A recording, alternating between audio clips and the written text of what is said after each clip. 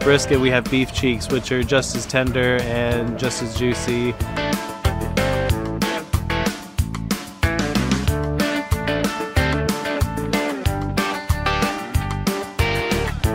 The smoker's pretty cool. It's called Rusty. I built it myself in my driveway.